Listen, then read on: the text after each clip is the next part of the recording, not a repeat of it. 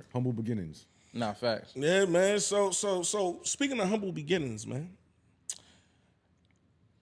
I always hear you talk about your story and your life, and you always let it be known that you did time behind bars. Yeah, too much time. Yeah. How much time did you actually do? All together, I did 27 years. All together, like in and out.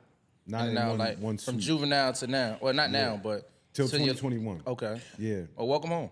Was they We passed that No, benchmark, yeah. but thank you. I appreciate it, bro. I ain't know you were 2021. I know you now. Welcome home. 2025. No bullshit. If I meet Wallow right now, I'm saying, welcome home, brother. Nah, because I asked that because we had a guest before, and he was breaking it down to us. He also did the system, and the way he did the system was like, yo, I've never spent a week home from jail my entire life since I started going to jail, and he did juvenile life. Oh, wow. He did juvenile wild. life, came home for 3 days, went and did an 8, came home for a week, went back, what was it? He that's went back and wild. did He 5. went back and did like 6. Yeah. Damn, I wasn't that bad. Son Goddamn. didn't know freedom. That's crazy. Like So let me say something right, not to cut you off. So Yeah. what people fail to realize, and I think Wallow touched on this on his interview with Shannon Sharp, is when you go into prison at a young age and your brain is still developing and you're Yeah. developing emotionally as far as intelligence and things of that nature, yeah. what you experience and what you go through paves the way for what's going to happen in the next 10 to 20 years. Like, and that's the problem with the whole the school to prison pipeline, right? Yeah.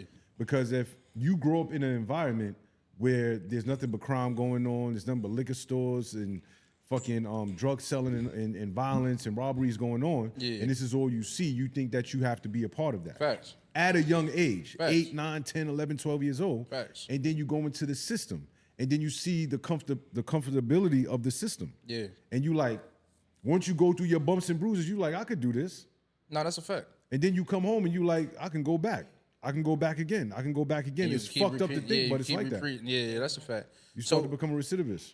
so you do pretty well for yourself, and congratulations to that. The fuck? That shit was knocking. Huh? Congratulations to that, like going through the system and all that. What advice would you give to somebody that grew up in the system?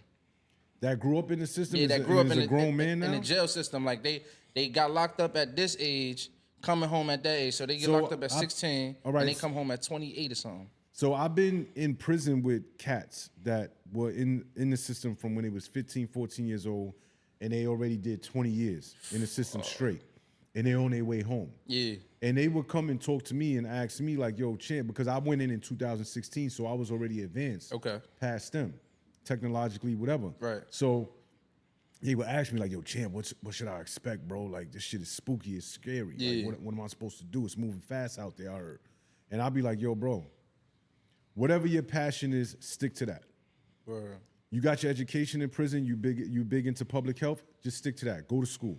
Word. Don't try to catch up. That's the first mistake niggas always make when they come home from prison.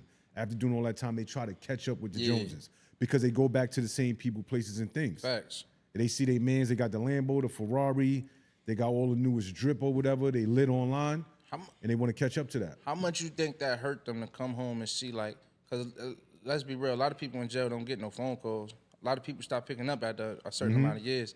How you think they feel when they come home and they see them people that was dodging their phone, not dodging, but not answering the phone calls, that they never told Not holding them down. Yeah, not holding them down. How you think they feel when they come home and they see, like, I'm gonna tell you, got money? 90% of cats feel bitter, and 10% don't. 10% are mature enough to come home and say, "All right, well, that's them. They didn't take the risk that I took, as far as going to prison and doing all this time. Them niggas got away scot free. Word. So they put the 10% of guys and women Yeah. are able to look at it from a critical eye and say, you know what? They doing what they doing. They jig will be up soon. Yeah. I did what I did. I just did all this time. I need to go in another lane because I'm not trying to go back. Word. But 90% of cats want to try to catch up to that. So they come home, they get a chain, they get a couple of fucking outfits. Yeah. They might get a whip, they might get a crib. Yeah. off of they mans who's getting the drug money and all of that never been to prison. They go to these lavish parties, they go to the strip club, and it's over. And that's it. It's over. Once they put that in front of them, how long that they don't lasts? see nothing else. How long that lasts? I say it'll last about 90 days. The max. And they back into doing what they was doing. Yo, bro, I need some work. I got you, nigga. What you need? I need 2 bricks on consignment.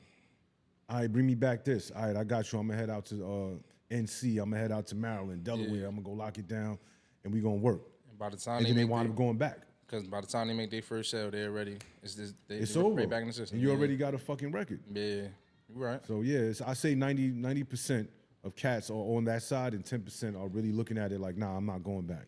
Yeah, because I think the other side of prison is not taught. I think the only side of prison that's shown, or I don't think you see it unless you're around it or you know somebody's going through it or family going through it. But I don't think that other side get talked about as much. Nah. Yeah, it doesn't. And in addition, I would say New York State prison ain't fucking bad, bro.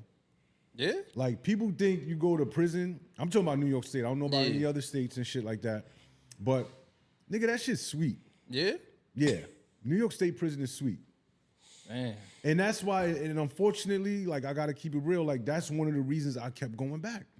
Because... What? Yeah, Yo, that bro. was funny. Like, That was funny as fuck. I ain't gonna lie. Yeah, it's crazy, bro. I know it sounds crazy. That was funny. Nah, that shit was funny. Fuck crazy. That's funny as hell. Yeah, because when I look at it like this, right? When I did juvenile, of course, it was tough as fuck. I got beat up a bunch of times. I Yeah. did beaten up. I got cut. I got stabbed. All kind of crazy shit I went through. Yeah. But it's like once you go through that, and then you go to the adults on Rikers Island, and you go upstate. Yeah. You like, nigga, this is what this shit is. This is all the hoopla I was about. All the shit y'all showing me on film and all of that. Yeah. Like, you don't really see niggas getting raped like that. You understand? like Like, you that- don't the see like people that is running crazy. down. Like, you have to actively Like that be is doing wild. some Like dumb that is shit To be to getting get caught up ran in some down dumb on. shit. Yeah. If you alright. quiet and you stay to yourself, niggas don't fuck with you. Oh, nah, that's a good kid. Leave him alone. When I first went up north in 2001, Yeah. I had got a 2.5 to 5 for a bunch of burglaries and car thefts. Yeah. I was 18 years old. I went through the mud on that first bid because I came up north with the Rikers Island mentality. When you got all these fucking white officers Yeah. up there that's not playing that shit, they dropping you. That's one thing that's real upstate New York is that them niggas will leave you. Them white officers up there will kill you and say that you committed suicide. Damn. You hung yourself or you got fucking cut up or stabbed up by your peers. Yeah. When they really did it. You see what happened with Robert Brooks. Yeah. If we didn't see that, we would believe the narrative that they said. Yeah, they killed themselves. So- That's crazy. When I first went up north, I got my ass whooped by the police up there, bro. Damn. I'm talking about, and it's all because I did not follow a direct order. That's what they Yeah. call it. Mr. Smith Baker, you did not follow the direct order. Please put your hands on the wall. Put your your forehead on the wall. Put your hands behind your back. Damn. Handcuff. Put the boujoux on me. Put the boujou bontons on me. Took off the cuffs and said, do something about it, nigger. Nigger. ER. Damn. And when I reacted and I punched the sergeant in the face and broke his nose, I got beat up for 3 days straight, bro. Yo, Facts. that shit ain't funny, but the way I you mean, the way yeah, you I describe mean, your reality, it's like that yo, shit is real, like, bro. Yo, you describe that shit like y'all understand what I'm saying? Like it's day by day. Yeah, You know like what I'm it's saying? like- you feel me? Yeah. And the fucked up part about all of this shit is, bro, and like I said, I was 18. yeah, So my mentality coming from Rikers Island was we didn't respect the COs. And unfortunately, we didn't respect them because they was black and brown. You didn't see white correctional officers on Rikers Island and Manhattan House and all of that. Gotcha. So we would deal with them like we dealing with them in the hood. yeah, So there was no respect. So we would put hands and feet on them. We would jump them. Yeah. They would jump us. Whatever it is, what it is. But going up north, ain't the none of that. white folk is like, oh nigga, you this is our plantation. Yeah. You on Yeah. our shit. Yeah. So I got beat up on a few occasions by the police, bro. And it's like there's no real strength and unity amongst the peers, amongst Right. the inmates in there because of what happened in Attica. And I forgot what year it was, but I know it was September 13th, the Attica riots. Yeah. That's when it was full unity and niggas was going against the police Damn. because they was killing us. They was taking away our commissary. They was giving us shit food, all of that shit. And them OGs from back then, rest in peace to all of them and their families, They laid a standard like, no, we not taking this shit. But you don't see that these days because niggas is too high off of K2 and all kind of other drugs. Yeah, you right about that. So me being the guy that's coming from Rikers Island, putting hands and feet on niggas, police, inmates, it didn't matter. Yeah. I'm going up to upstate with that mentality. So as soon as they let it go, I'm gonna let it go too. All right, whatever. Yeah. So you say you came home 2021. By that time, how much time did you do? In the system? 27. I ain't been back since. I've been doing good. This is the longest I've ever been home. Congratulations. Yeah, so going on four and a half years. 27 what? 27 years. You've been going to jail since the 90s. Let me break it down for you, partner. Nigga, question. Hold on. I think about it. Yeah. He been going to jail since 91. Question. No, nigga. Goddamn. I ain't that old, my nigga. Goddamn. What the fuck, bro? Nah. Nah, because 27 years. I've been going to jail since 96. 96. Okay. Yeah, I got my math wrong. I'm Right, yeah, somebody. 96. I'm somebody, and I pride myself on being somebody who can learn from another person's mistakes. Yeah. Right? I pride myself on that shit. Yeah. Yo, when did you realize you wasn't learning from your mistakes? That was like my next question. I was going to ask, like, what was the mentality in 2020? Because you had to get ready to get out in 2021. What was your mentality on what you was going to do? By that. So my mentality when I went in on that bid in 2015. Yeah. I was in Manhattan House. My great grandmother passed away. Okay. Rest in peace, Grandma. Rest in peace to my great grandmother Eunice Crawford. When she passed away, I made a decision right there. I said, I'm not doing this no more. It's over. I know I'm gonna go up north because it's my fourth fucking felony. Yeah. So it ain't no way to get around it. I'm not going to trial because they're gonna take my lights out and give me a fucking life sentence. Yeah. So when they offered me 7 years, I took it. And at that time, my great grandmother passed away peacefully too. And I said, you know what? I'm done with this shit. I ain't gonna lie. At the time, before she passed, I was in the tomb selling all the drugs. Oh, shit. I was in there selling K2. I was in there selling weed, dope, coke, all of that shit, getting to the bag. Because that was my mentality. That's how I was trained to do from a young age. When you go to prison, you got to get to the money. So that's what I was doing. And then when that happened, I cut all that shit out. I cut all that shit out. Promised my family, I said, yo, when I go upstate, I'm going to go get my education. Because I never got a college degree. Right. All I had was a GED. And that's exactly what I did. I went up north. I went to Fishkill Correctional. And I got into the BARD Prison Initiative college program. And I fucking aced that shit and got my bachelor's degree in liberal arts and business administration. That's tough.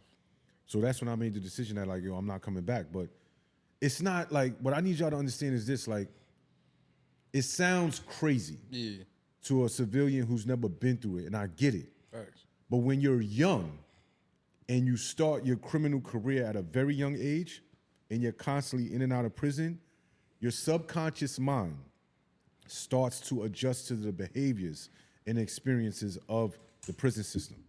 It starts to become easier. It's the same way working a new job. Thanks. You work a new job, you don't know the aesthetics and the know-how of it. Yeah. But after working 3, 4, 5 weeks, you get muscle memory. Yeah, for sure. You know how to work cameras. You know how to work the mics, pause.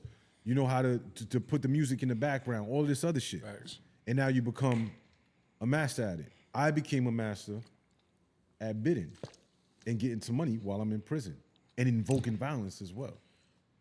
And I took that home with me.